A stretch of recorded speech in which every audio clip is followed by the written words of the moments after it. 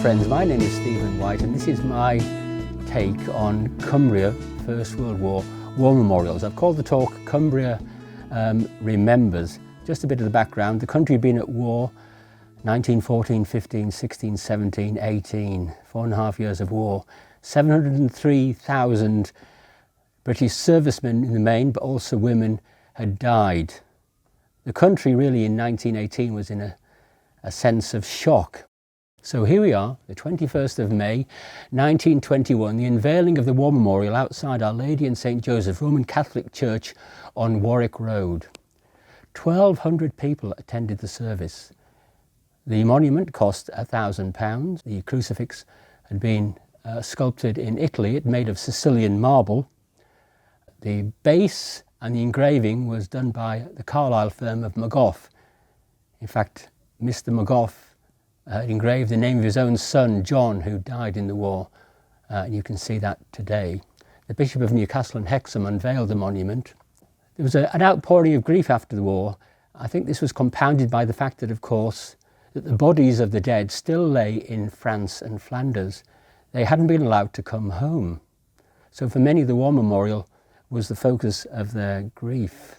This had been debated in Parliament. It seemed outrageous to people that they couldn't bring the dead home, but it was decided to leave them buried where they were.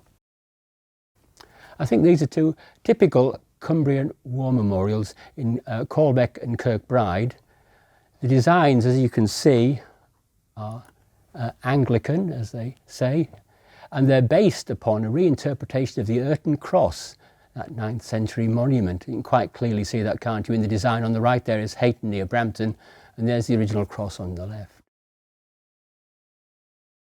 There were many statutory monuments. This is the Finey Monument, 1921, Kendall, the soldier on guard looking into the distance. Egremont in the main street. Two interesting monuments. Particularly one on the left. This is Grange over Sands, and what's interesting about this one is what it's actually made of. It's made of reinforced concrete. And on the right there you have Henry Price's monument at Annan, the Scottish soldier. And even a small place like Canonby, just over the border, they'd fundraised and have this magnificent monument statue to the soldier there, contemplating the dead. And you can see the unveiling of the ceremony there in 1921. Stained glass. This is Bowness-on-Solway. Quite an unusual piece of stained glass because it shows a fallen soldier at the feet of the risen Christ. I like this one particularly. This is in Carlisle Cathedral, and the battlefront has again been brought to the lakes. You can see what I believe is Lake Derwent water in the back. Overlooking it on Cat Bells is Calvary.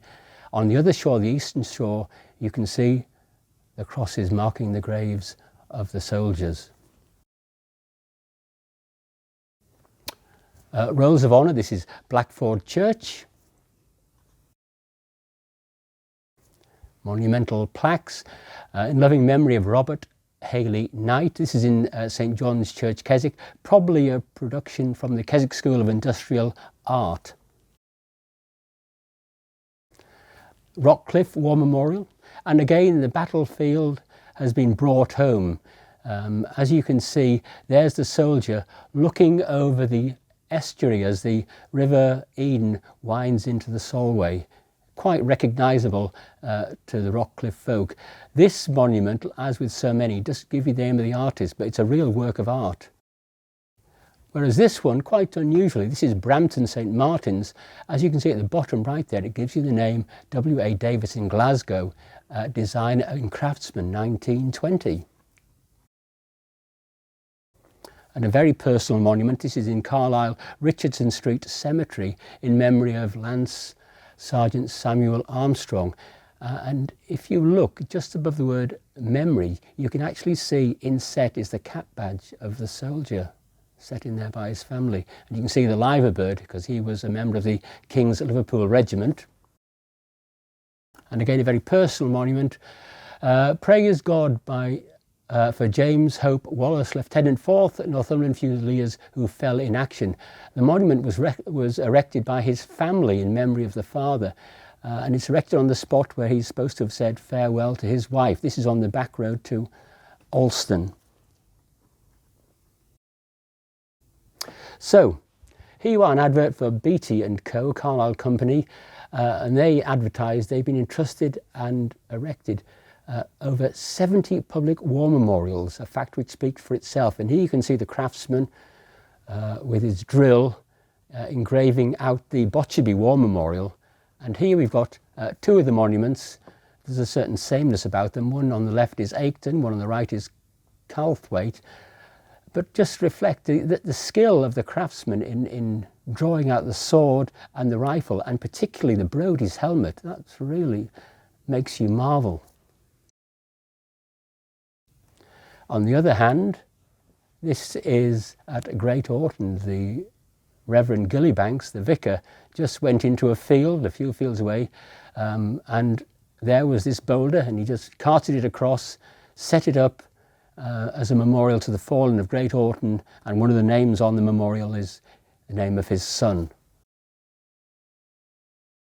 The Lich Gate at Wetherell. There are quite a number of lich gates in the county, and of interest, particularly amongst the men, you can see Margaret Duckers. She was a nurse who died in Salonika, and rather sadly, all too recently, a new name's been added, as Sarah Bryant, who was killed in Afghanistan just recently. So some communities felt that they actually wanted something practical or useful, not just a memorial. And so this is Cumwhitton, and they clubbed together, they fundraised, and the clock that we've just seen, that was the war memorial, and you can see how much it cost. It cost £93, 13 shillings and 4p. Or in the case of Brampton, there is, of course, the War Memorial Hospital, 1914 to 1918, still very much a part of the community and used today. There's a Victory Hall at Dalston. We see these things all over the place. And this is Grasmere. These are almshouses in remembrance of the two sons of Mr. Chance, who ran Ferguson Brothers in Carlisle. You can see these two cottages today, and they say in memory ESC and AFC. These were his two sons killed in the war, Andrew Ferguson Chance and Edward Seaton Chance. So, it's been estimated that there are approximately 1,000 war memorials in the whole of country, and each one has its story to tell.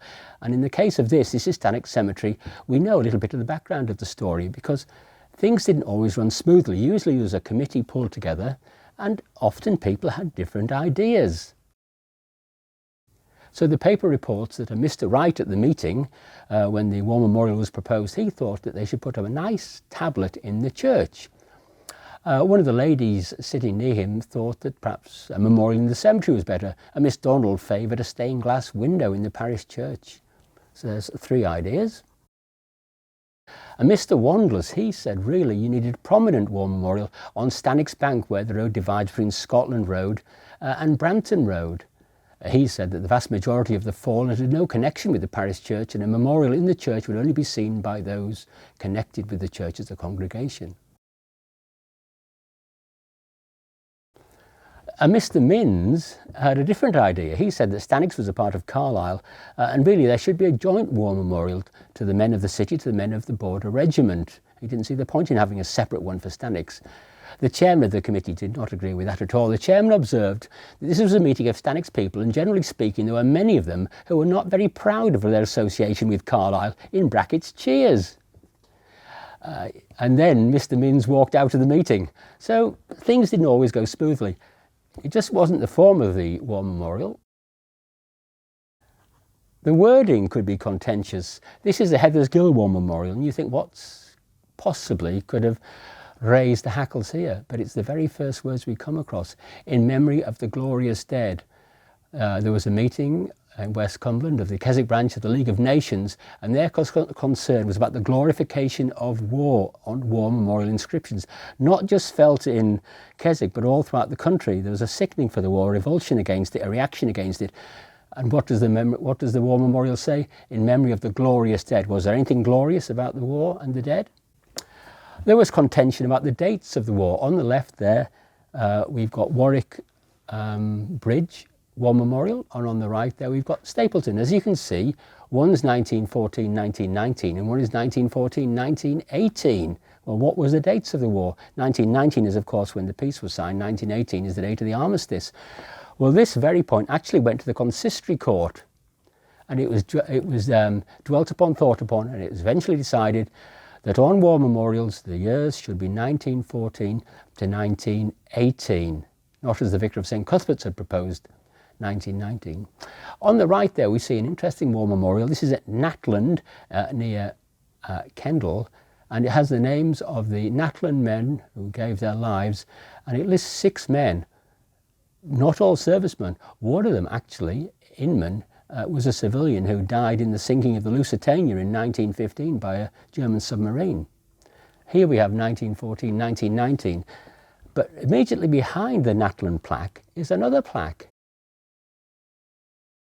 This extends the war to 1914 to 1920, but more interestingly, it adds 11 names. You think, how could there possibly be 11 names missing from that first plaque?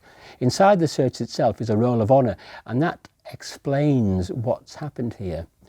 Natland had St Mark's School, and this was a school for poorhouse children.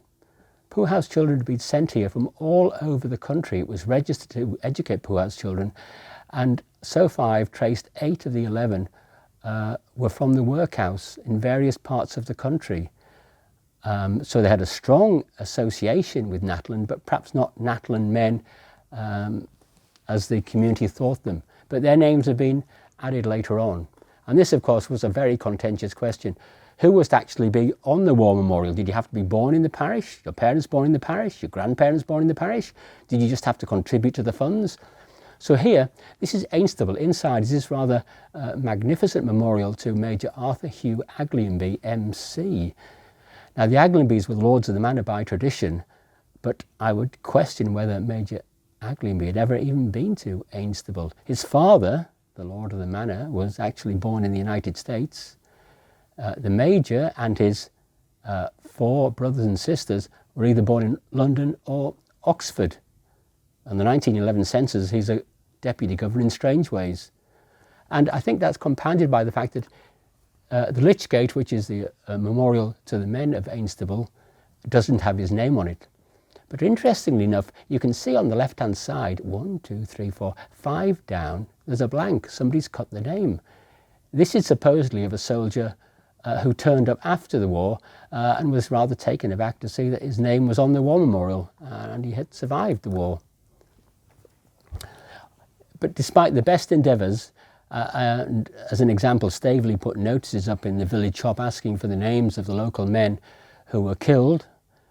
It also stipulated that if you were on one memorial already, you couldn't be on theirs. This is the war memorial in St Martin's Church at Brampton, and as you can see, an additional name's been added. James Mitchell, Royal Fusiliers. He wasn't an obscure person at all. He was a well-known Brampton man. His death is recorded with quite a long obituary in the paper in 1918. He worked at the Narworth Estates for Lord and Lady Carlisle. How his name is missed off the plaque, I can't imagine. But just beside the plaque is this book recording the names of the Brampton men who served in the Great War in 1914 to 1919. And I just thought I'd just check that his name was there. It's in alphabetical order, and as you can see, Mitchell, he's not there either.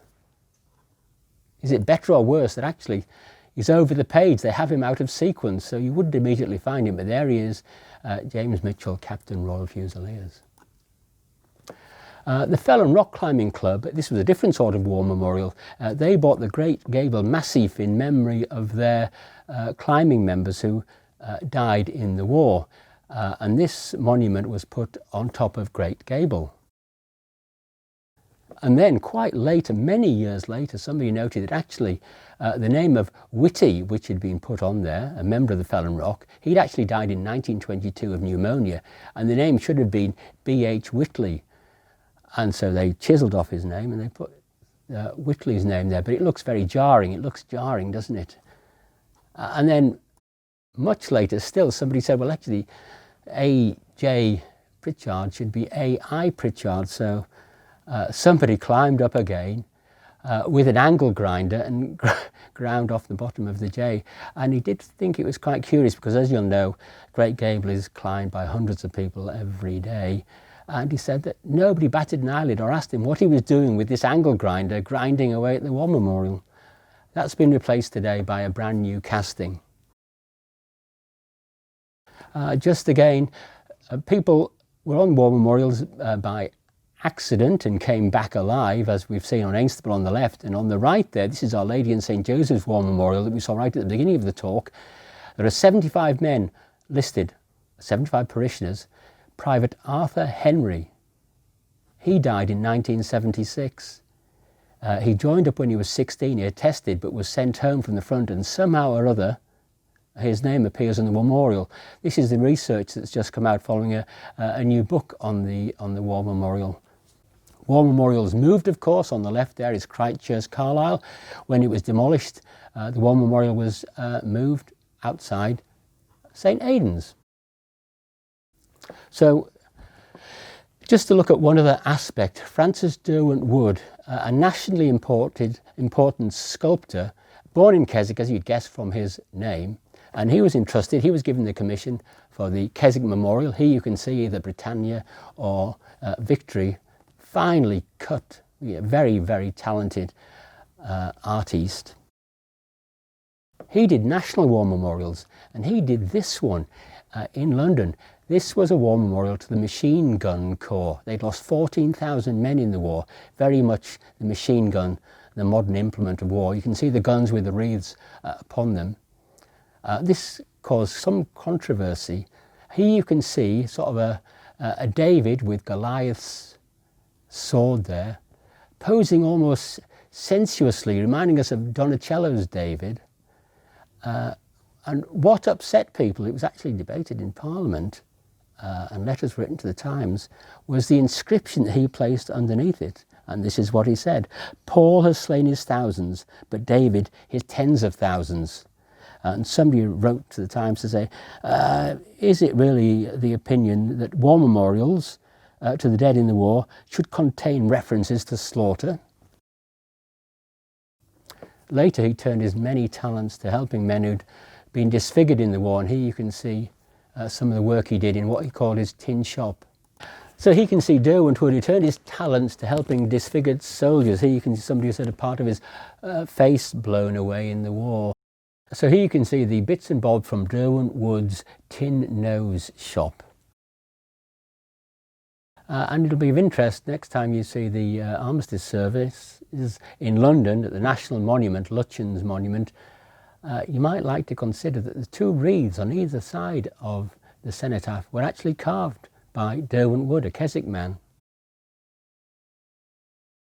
Carlisle of course, was the site chosen for the site for the Joint Counties War Memorial. Here you can see on the right-hand side the construction of it by Lanes. The whole park is, of course, a memorial to the fallen in the war.